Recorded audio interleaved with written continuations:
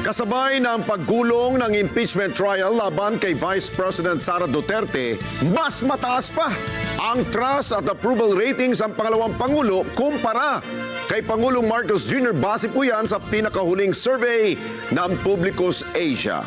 Lumalabas na sumadsad sa negative 27% ang net trust ratings ni PBBM habang nakakuha ng 28% approval at 26% trust ratings naman si VP Sara.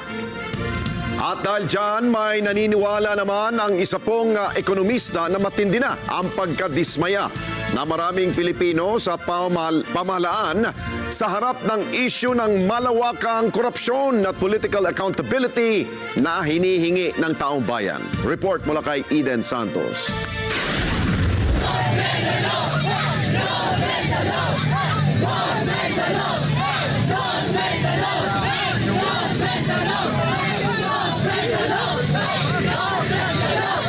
Hirap nang makabawi si Pangulong Ferdinand Marcos Jr. sa mga Pilipino. Sa pinakabagong survey ng Publicus Asia ay sumadsad sa negative 27% ang net approval at trust rating ng Pangulo. Kasi sobra-sobra nang nakakadismaya yung pamahalaan. Galit na po ang taong bayan sa lahat ng korupsyon na nagaganap dito sa ating bayan. Mga Pilipino naghihirap dahil sa kagagawan ng mga walang katarungan na mga namumuno sa ating bansa. Patunay umano ang matinding pagkadismaya ng maraming Pilipino sa harap ng patuloy na mataas na inflation, paghina ng ekonomiya, matinding korupsyon at political accountability. Publicus Asia, ang net trust rating ni BBM ay negative 27 na lang. Grabe yan ha. Sobrang baba na niyan. At ang ibig sabihin niyan, talagang napakaraming Pilipino ang wala ng tiwala sa ating Pangulo ngayon at sa kanyang pamamahala. Kasi ang trust ay mas mabigat kaysa sa approval rating dahil ang tiwala, pag nawala yan, mas mahirap balikan yung o ibalik kasi kailangan mo talaga i-prove na kaya mong panindigan lahat ng mga sinasabi mo. Ang problema, napakalala na ng sitwasyon ng ating ekonomiya tapos puro politika pa rin ang pinag-uusapan nila. Ayon kay Cora Guidote, isang economist at dating head ng BSP Investor Relations Office, sinayang ni BBM ang tiwala ng taong bayan.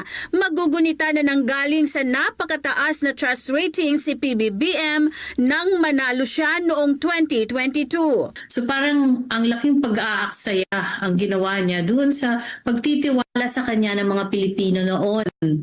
So kung ginamit niya yun para mapaunlad ng ekonomiya at malinis ang kanyang pagpapatakbo ng gobyerno, sana nanatili na mataas ang kanyang trust rating. Pero ngayon na nakikita natin na negative 27 na ito. Ang ibig sabihin lamang niyan ay talagang inaksayan niya ang pagtitiwala sa kanya dahil sa mga nakita nating mga anomalya, mga korupsyon na nangyayari na parang ngayon lang nangyari sa Pilipinas yung ganyang kalaking kalala na korupsyon. So yan, talagang malaking panghihinayang ang nangyayari at saka sayang talaga yung oportunidad na binigay sa kanya ng taong bayan. Pinutakti naman ng ha-ha-ha emoji ang website ng Publicus Asia ukol sa nasabing survey. May netizen na nagkomento ng congrats, tumaas na from negative 15 to negative 27. May comment din na negative 27 congrats dahil yan kay Clary Ring. Parang spaghetti lang, pababa ng pababa at marami pang negatibong komento para sa Pangulo. Agad namang ipinagtanggol ni House Deputy Speaker Janet Garin ang Pangulo sa mababang trust rating nito.